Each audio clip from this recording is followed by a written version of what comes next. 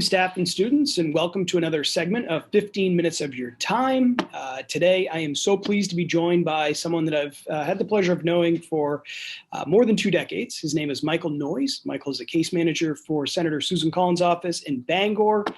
I was lucky enough for a summer or two to be able to set up in the corner of his office. He kindly allowed me to do that, and I'm so pleased to have you here today. So, Michael, first of all, thank you. Thank you very much. Look forward to the opportunity. I think, why don't we start with just telling us a little bit about yourself. You grew up not that far down the road. And can you talk about including what it is you do for a living at Senator Collins' office? Sure. So I grew up in Patton, which is just down the road from me, small community in northern Penobscot County. Although if you're ever in Patton, don't ever let anyone know that I told you that we were not in Aroostook County, because most people would say they're from Aroostook County, from Patton, and everybody's very proud from being from Aroostook County in Maine. I had a traditional lifestyle growing up, although I was born into a family of 12.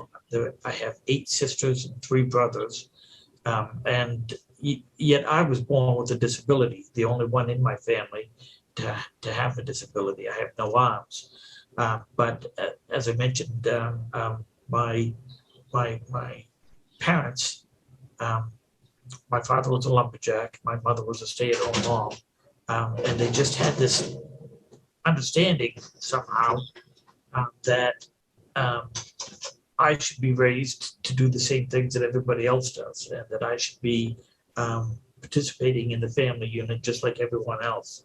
So when there were chores to do, I had to participate. We used to have do you still have potato harvest up in Houlton? In Houlton, we do not. There's several schools in Aroostook County that still do, more in central and northern part of the county. But ours ended maybe 12 or 15 years ago. So years ago, we had potato harvest. We would get out several weeks in the fall in order to pick potatoes, and I was expected to go out there as well. That's, I think, where I learned my work ethic. So again, had a traditional lifestyle, and then I did want to let people know that I went to the public schools, but that was before there were certain laws to protect people with disabilities. One of them, as I'm sure you're familiar with, is the Human Rights Act of 1973 that had a section in it called 504, which required schools to provide services for people with disabilities, and it required places to provide reasonable accommodation with any federal program, any federal money going into it. So that means all post offices and public events and schools which receive federal money, they all had to become accessible to and fair to people with disabilities.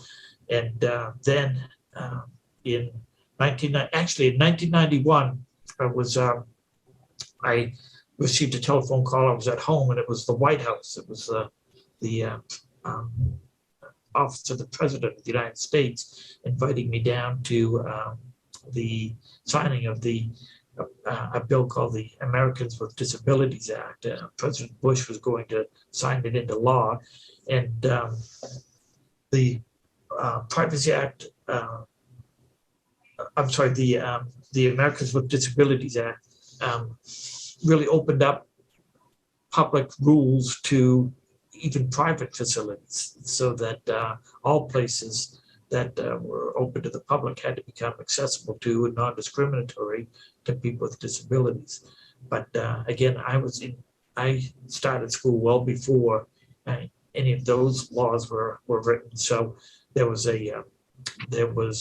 quite a decision to make as to whether or not I could go to public schools like all of my peers, or whether I had to go to a place that it was a workshop for people with intellectual disabilities. And my parents just decided that I was going to be like the rest of their children and go to the public schools. So I had to go to a school board meeting, and there was some issues with that, but it was finally decided that I could go to the public school system, which is probably one of the very most important things that ever happened to me, that I was allowed to fit in and integrate. And the people, the teachers that didn't that were concerned about me going to school, I don't think that they were trying to be mean, or discriminatory. They just thought perhaps it would be better if I did that because, they mentioned what if people, what if the other students tease him? How is he going to react, and how is he going to feel if that happens? And I actually recall sitting in the school board meeting and my mother saying, if he gets picked on, he better learn to take it because he's probably going to have that for the rest of his life. So now is the time to learn. And again, so I joined the public school system. As it turned out, I was very well accepted in the school system and became a leader in the school. Was president of my sophomore class and just fit in and did the same activities that everyone else did. Sure. What are some things, Michael? I mean, I know you and I share a love of the game of soccer. You played, I believe you officiated as well.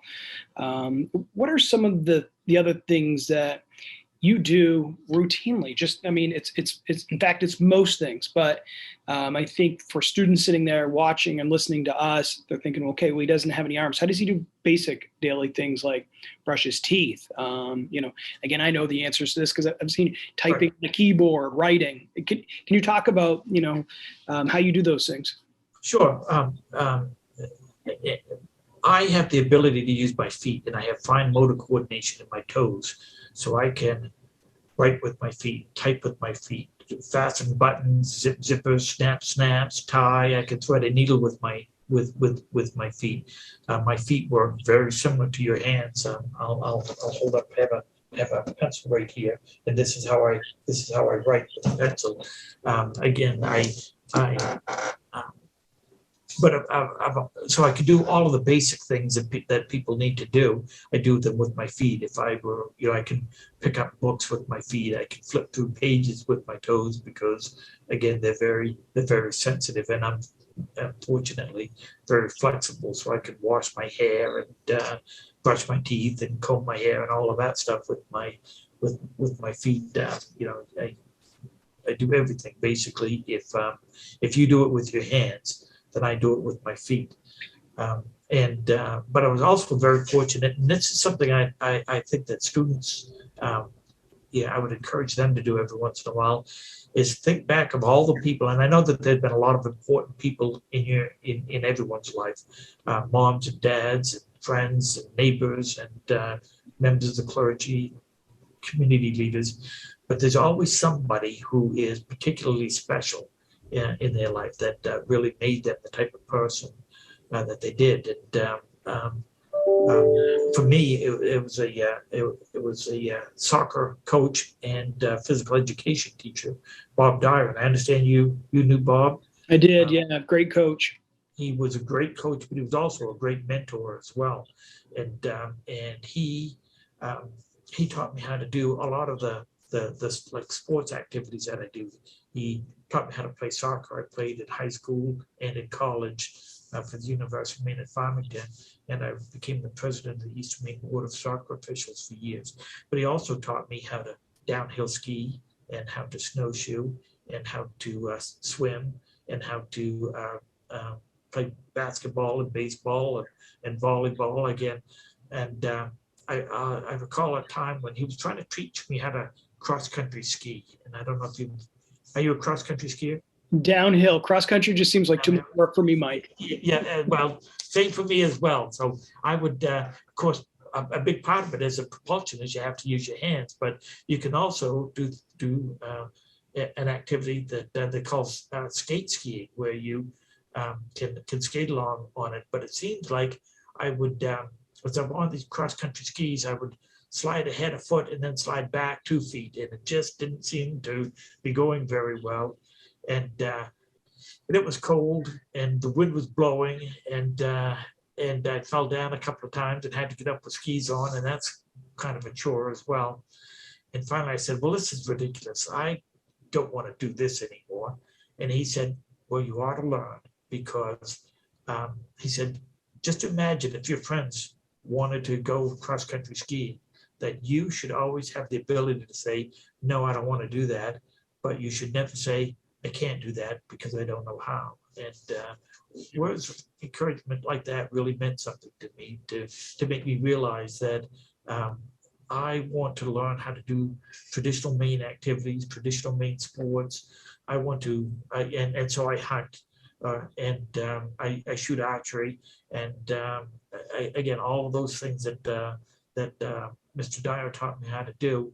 It allowed me to fit in with everyone. So I could, I would go to a hunter's breakfast, and I would lie about the big deer that I shot or the big deer that I saw running through the woods, when because everybody else was lying too. But we had an awful lot of fun doing it. So, and I can speak from personal experience. Your handwriting's a lot better than a lot of other folks that I know. Or you're writing, and the other piece is, Mike, you drive, and you make a few modifications, and it's like anybody else.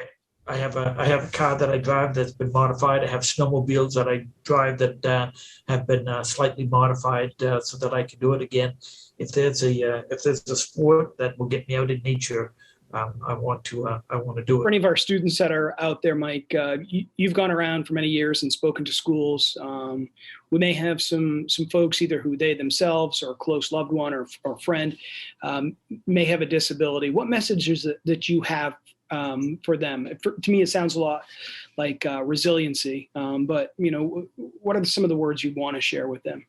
I think inclusivity is one of them as well. That the more you can make yourself be included in the rest of the world, I think the better and happier you're going to be. And whether that's a physical or a mental health disability, that it is important to push yourself to be included in groups. And again, oftentimes groups that you wouldn't necessarily ever get a chance to meet had you not been in there. Years ago, I worked for a summer camp for children with disabilities, and part of that was I was an archery instructor, so I had to go to a clinic, a school to teaching archery, and I went there, and that's the first time I knew that there was always basketball jocks and soccer jocks, but I never knew that every sport, every activity has a jock, that somebody who's just absolutely compulsive, that's all they want to do all the time.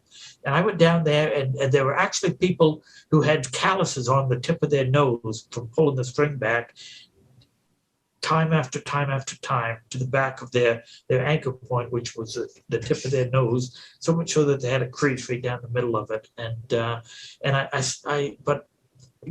I started realizing just how fortunate I was that I was going to learn how to do this activity, and by doing it, I was going to open myself up to a group of people that I would never have anything else in common with had I not had that opportunity to learn the sport and to be with them again, all stemming back from Bob and teaching me how to shoot archery. And I think that is just a really important part of life, is learning to do things across the board. Some things you're going to like, some things not so much, but by doing those things, it allows you to get in and meet and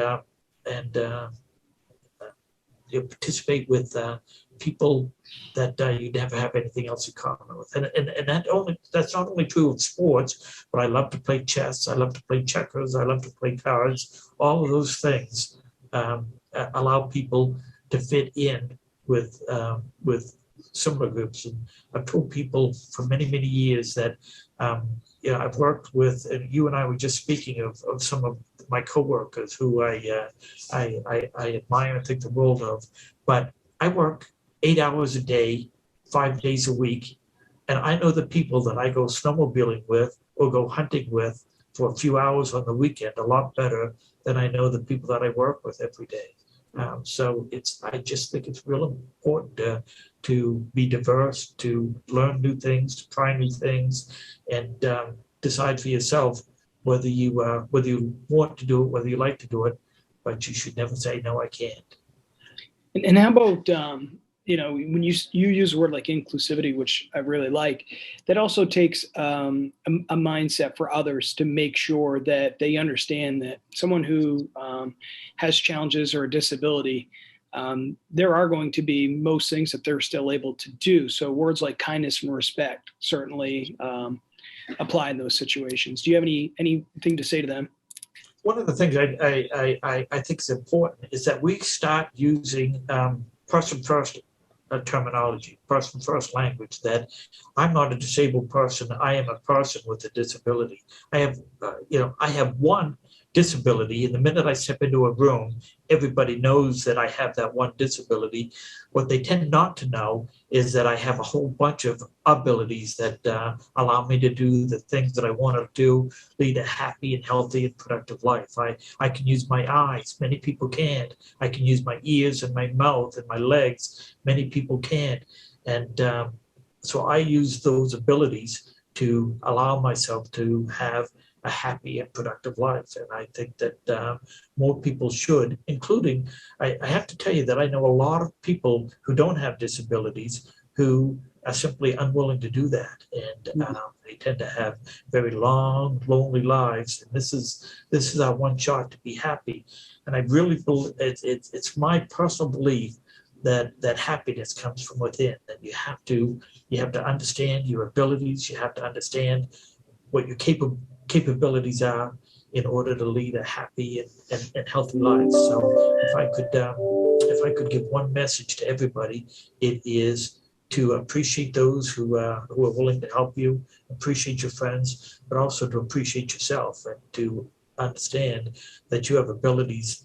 I mentioned I went to a summer camp. It was called Pine Tree Camp, and when I first got there, I was like, why am I here? Because there were people with cerebral palsy, there were people with mental, cognitive disabilities. There were people who had severe disabilities. They weren't even able to eat, feed themselves or eat regular food. They had to have their food ground up.